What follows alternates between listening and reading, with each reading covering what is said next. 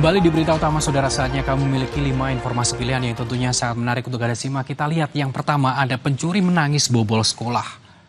Saudara, seorang pencuri menangis saat ditangkap petugas di rumahnya. Pelaku mencuri laptop dan sejumlah barang elektronik di sebuah sekolah.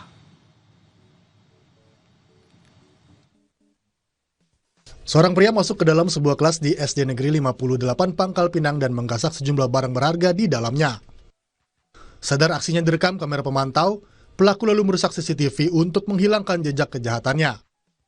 Berkat rekaman kamera pengawas, petugas berhasil mengidentifikasi dan menangkap pelaku di rumahnya. Namun, bukannya mengakui perbuatannya, pelaku justru menangis histeris dan mengaku tidak melakukan pencurian.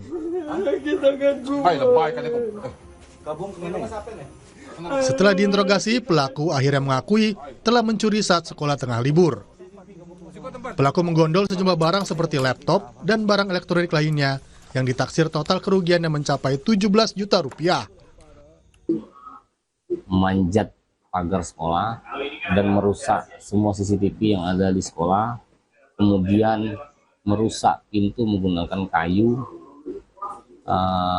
dengan cara memukul atau merusak bagian gagang pintu, kemudian juga melakukan aksinya mengambil laptop dan alat-alat yang berada di dalam sekolah.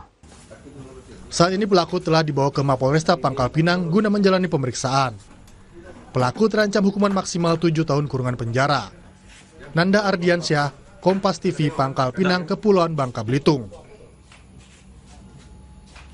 Kita lihat berikutnya, saudara, komplotan pencuri kabel tower.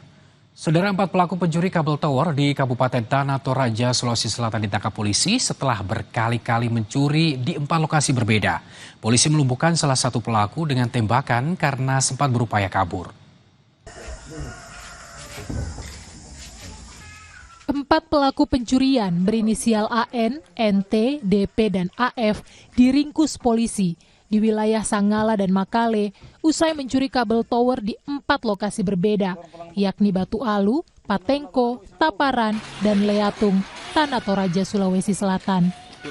Saat penangkapan, polisi melumpuhkan salah satu pelaku dengan tembakan akibat melawan dan berupaya kabur.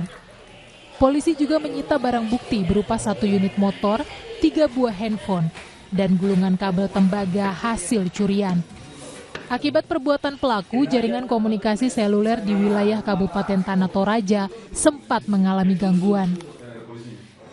Para pelaku ini beberapa kali melakukan aksinya di beberapa tempat di Tanah Toraja, dan untuk saat ini ada 4 lokasi yang terdeteksi menjadi tempat mereka melakukan aksi, yaitu di Menara Telekomunikasi yang terletak di Batu Alu, di Leatung, Patengko, dan di daerah Taparan, Kabupaten Tanah Toraja.